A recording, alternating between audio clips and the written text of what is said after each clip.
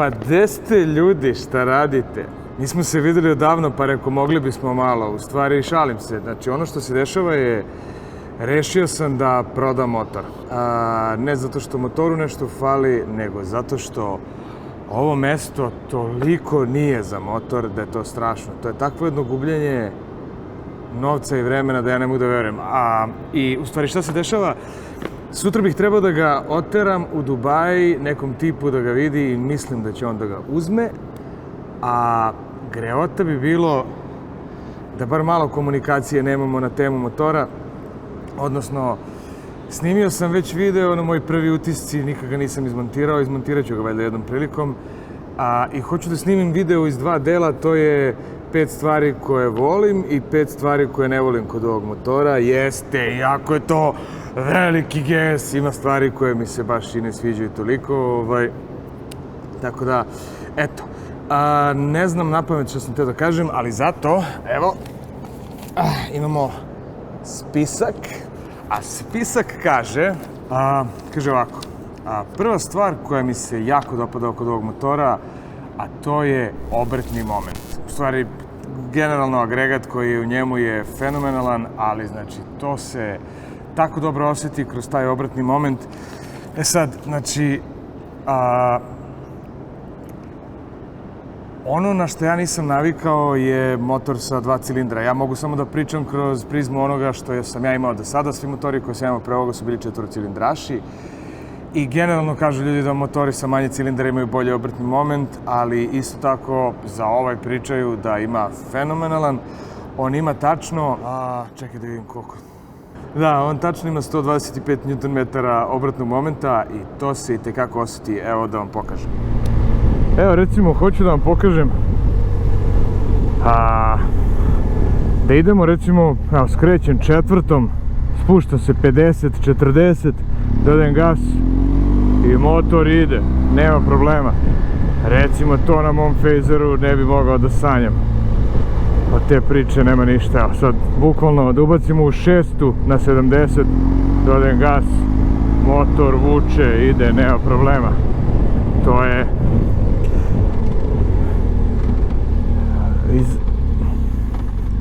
je nešto što je jako prijatno, zato što je nekako, naravno ovo su ekstremni primjeri koje sam pokazao, ali iz tog razloga što se tako ponaša, nekako je uvek spreman da se igra, nekako je uvek spreman da odreaguje. Znači jednostavno ono kad pogledamo da recimo mog Faizera, on prvo može da ide 140, ali mu je maksimalna snaga se razvija tek pre nekih 10.000 obrtaja od 12 koliko ima, što znači prvom brzinom tek na 100 na sat on daje svoju punu snagu. Pa gde ja da napnem motor 100 na sat prvom brzinom? Šta radim? Ja vozim motor prvom brzinom 100 na sat kroz grad da ja osjetim kako taj motor ide. Jer to je već, vi ste prvom brzinom ispali iz ograničenja na našim putevima. Tako da mislim da je ovo mnogo upotrebljivije. A da ne pričamo recimo taj obratni moment kako se osjeća u situacijama kad bi recimo sad ono, evo, 3, 60. Kako on lepo odreaguje. Mislim, naravno kad je u povoljnijim obrtajima bolje će odreagovati, ali jednostavno ono, na koliko god 4. vozite 80, dodate gas i otišli ste, a ne morate spuštati u nižu i da se rvete sa njim. Nadam se da vam se dopala ova mala demonstracija, a sada idemo na sljedeću stvar, a to je skretanje sam napisao, to jest upravljivost ovog motora. Opet ponovit ću, znači gledam kroz ono što sam ja imao i ja vozio i recimo eto taj neki polusportski motor koji imam u Srbiji nazad, što je Yamaha Faizer od 1000 kubika. Meni je drastično lakše da ovim motorom manevrišem, drastično mi je lakše da ga oborim u krivinama. Znači čak, eto, koliko ovaj motor kraće imam, pa mi se dešavalo po nekim ozbiljnim krivinama da maltene patikom dole zakačim sa nožice, a imam utisak da na Faizeru nešto tako ne mogu ni da sanjam. Jednostavno ne znam da li je to do ovog agregata koji je ovako nisko postavljen. Mislim, kažu da jeste, da mu je taj centar ravnoteže jako nisko, ali u svakom slučaju za motor koji ima jedno 250 kila izuzetno se lako vozi. Sljedeća stavka koju sam ovdje napisao je udobnost. Ja mislim da je ovaj motor napravljen da prelazi gomiletine i gomiletine kilometara bez ikakvih problema. A što se tiče udobnosti samog motora, što se tiče položaja sedenja, toga kako su vam noge ispravljene, odnosno nisu previše savijene pa ne trnu, do položaja kormana, sedište je drastično mekše i udobnije. Tako da kažem da recimo ako putujete negde dalje, komotno možete da računate ako imate volje, odnosno vremena, na dane od 500 km u sedlu, gde to uopšte ne bi trebalo da bude problem. Sljedeća stavka koju bih spomenuo na ovom motoru je vešanje. To je nešto što nije normalno koliko je dobro na ovom motoru. To je nešto što nije normalno koliko je dobro urađeno. Znači, ljudi su mađioničari, bukvalno. Ovaj motor ima onaj Dynamic ESA, to je neko dinamičko vešanje koje prvo i osnovno ima, znači, 3 moda tvrdoće vešanja, gde možete da ga stavljate u mekano, srednje i tvrdo vešanje. Znači, to koliku razliku tom vešanje može da napravi je fantastično. Recimo, znači, na nekom dugačkom putu, kada stavite motor u soft vešanje, u mekano, jednostavno počne da upija sve neravnine na putu. Znači, pogotovo je to dobro za neke autoputeve, za neke varijante tog tipa. Do, recimo, nečega kada hoćete da po nekim krivinama proterate ovaj motor i sve snage kada se stavi vešanje u to tvrdo. Jednostavno, ovo se pretvara, da kažem, u neki sportski motor. Uz to, znači, postoji napred to telelever vešanje koje je jedinstveno koliko ja znam za ovaj motor i koje sprečava poniranje motora pri kočenju. Veliki motori kao što je ovaj teški u principu hoće da potonu dosta kada se naglije koči, dok kod njega to ne da nije slučaj, nego vozio sam sportske motore koji imam utisak da više se sagnu od njega. I to stvarno doprinosi jednom opštem osjećaju izbalansiranosti i stabilnosti ovog motora koji vam se ne bacaka i ne beži i ne ponaša se nepredvidivo. Druga stavka postoji na zadnjem, kako se zove, na zadnjem vešanju može da se diže visina motora, ne zarad vas da se vi podižete i spuštate, nego znači kada imate prtljag pozadi, postoji sljedeće podešavanje, kada imate suvozača pozadi, prosto da se motor ne počne da se vuče po podu, nego da sa suvozačem imate istu geometriju motora kao da ste sami. Idemo dalje. Da, i šta sam još napisao? Napisao sam mogućnost off-road vožnje. Ja sam to, moram da priznam, samo malo probao ovde i recimo po nečemu što je šljunak, odnosno neka zemlja s nekom prašinčinom odozgo, to nije nikakav problem, on to radi fenomenalno dobro, ali sam isto tako i ušao par puta u pesak, baš rastresit pustinski pesak, mislim samo pored puta daleko od ulaska u neku pustinju, ali to je već onako iskustvo, ali opet to je velikim delom i do mog neznanja off-road vožnje, jer sam video ljudi da voze i ovaj motor po pustinji, da to funkcioniše, pretpostavljam da ima boljih motora od njega, ali ono na što hoću da se vratim je u stvari za naše tržište. Jednostavno s vremena na vreme ćete, vozeći se po Srbiji i okolo, naleteti na put koji je u nekom oranju, put koji se radi, koji je u nekom šljunku, koji je nešto izoran, izgreban. Naletet ćete na neke off-road puteve kao što se meni dešavalo letos, recimo preko Golije kad smo išli. I to je na jednom sportskom motoru, jedan stvarno neprijatan osjećaj.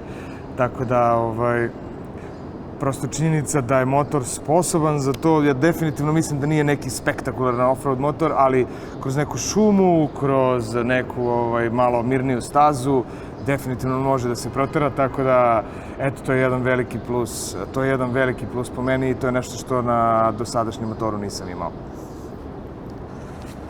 Za sve vas koji ste imali strpljenja da ostanete do kraja, ovaj spisak ima još 2 bonus stvarčice. Jedna od tih bonus stvarčica su na ovom motoru, ja prvi put imam grejače, imam grejače ručica. To nije nešto što se koristi uvek i svaki dan, ali kada zatreba, nenormalno puno znači. Ja mislim da ovi noviji modeli imaju čak više stepena, ovo ima samo 2 stepena grejanja, gde je taj hladniji ok, a gde je topliji vreo, tako da pretpostavljam da je to ono kad je baš hladan dan i kroz neke debele rukavice da on i tada dobro greje. Sljedeća stavka koju sam ovdje napisao je vizir.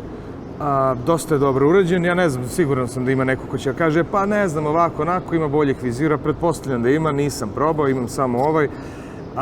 Meni lično čak vetar ne smeta, imao sam pre ovoga Phasera 600 Nakeda, pa sam imao sad ovog koji ima nekakav vizirčić, ali to su da kažem Naked motori, meni taj vetar uopšte ne smeta, ali često recimo čujem na ljudi da se ljudi žale na to da preko loših vizira se pravi neki kovitlac vetra preko kacige, pa im trese kacigu i ostalo. A to se na ovom motoru ne dešava. Znači, definitivno ste zaštićeni od vetra u odnosu na neki sportski motor i to se ne dešava. Znači, ne postoji nikakvo treskanje kacige i tako dalje. Vozio sam ga i do, recimo, 200, nema nekih problema. I još jedna stavka koju, eto, nisam napisao ovde, a to je fenomenalna stavka, kao bonus stavka, ali dobro, to je sad na bilo kom motoru koji to ima, to nema veze sa ovim motorom konkretno, a to je cruise control. Evo, i recimo ubacimo u cruise i on sad ide sam sa sobom. Kao što rekao, ne pravite se pametne, vozite ovako, ali može i desna ruka da se odmori, može leva ruka da se odmori i to je nešto što je strašno udobno. Gasi se tako što se koči, promeni brzina ili gurne ovako napred. Evo, ugasilo se.